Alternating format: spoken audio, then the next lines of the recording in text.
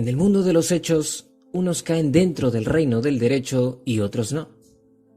Hay hechos que no generan ninguna consecuencia jurídica. Por ejemplo, la marcha de los astros, la circulación de la sangre o el oleaje del mar. Cuando en cambio los hechos generan consecuencias importantes para el derecho, se está frente a un hecho jurídico. ¿Quién o qué determina que un hecho tenga o no consecuencias jurídicas? El propio ordenamiento jurídico a través de sus normas, es decir, el derecho objetivo. Son ejemplos de hechos jurídicos el nacimiento y la muerte de personas naturales, el aluvión o el transcurso del tiempo. Cuando se elaboró esta primera distinción entre hechos jurídicos y hechos ajurídicos en la Europa del siglo XIX, se buscaba estructurar el sistema jurídico sobre bases empíricas, es decir, sobre la propia realidad, y siempre respetando los postulados del idealismo, que era la corriente intelectual dominante de la época. Desde un sentido amplio, el hecho jurídico puede distinguirse según sea causado por la voluntad del hombre o sea causado sin ella. Solo los hechos causados por la voluntad humana pueden ser calificados como lícitos o ilícitos.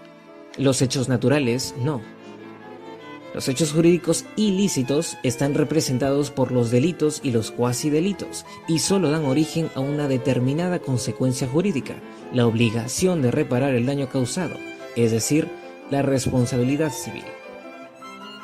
Por su parte, dentro de los actos lícitos, hay algunos que forjan una serie de situaciones jurídicas sin que exista declaración de voluntad, como el hallazgo de objetos.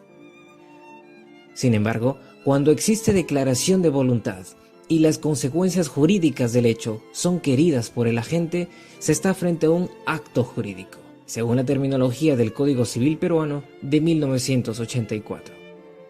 En el acto jurídico, el agente tiene el propósito de someterse al efecto jurídico que su comportamiento acarrea en el derecho. El acto jurídico es, pues, el hecho jurídico de carácter voluntario y también lícito, cuyo efecto es querido directamente por el agente y en el cual existe una declaración de voluntad. La autonomía de la voluntad permite constituir el acto jurídico y producir los efectos queridos por las partes, siempre que no colisionen con las normas obligatorias.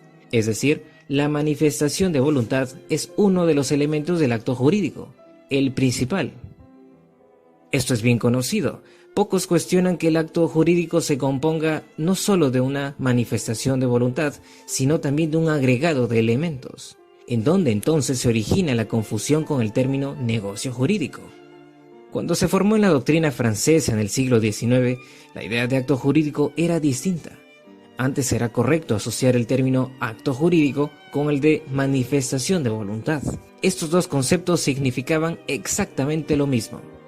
El derecho francés adoptó las ideas de los juristas Thomas de Poitiers y los naturalistas que concibieron al ordenamiento jurídico como un instrumento destinado a cumplir todos los deseos de la voluntad de las personas. Este es el dogma de la voluntad que inspiró la idea francesa de acto jurídico y por ello esta figura tenía como única característica la voluntad de la persona. Según el esquema de los franceses clásicos, existía una dualidad. Por un lado, el acto jurídico, es decir, comportamientos realizados con voluntad y en donde se desean efectos jurídicos, y por otro, el hecho jurídico voluntario lícito, sin declaración de voluntad, es decir, comportamiento del individuo que producen también efectos jurídicos, pero atribuidos no por el agente, sino por el derecho objetivo mismo. Una vez creado el concepto de acto jurídico por los franceses, fue difundido con mucha fuerza por la doctrina alemana, antes incluso de que el famoso BGB, el Código Civil de Alemania de 1900, entre en vigencia. Los pandectistas, ante la necesidad de justificar y conceptualizar los actos del hombre que son relevantes jurídicamente, crearon y elaboraron el concepto del negocio jurídico. Para los alemanes existía una dualidad ligeramente distinta a la de los franceses. Por un lado, el negocio jurídico, es decir, comportamientos realizados con voluntad y en donde se desean efectos jurídicos, y por otro, el acto jurídico en sentido estricto.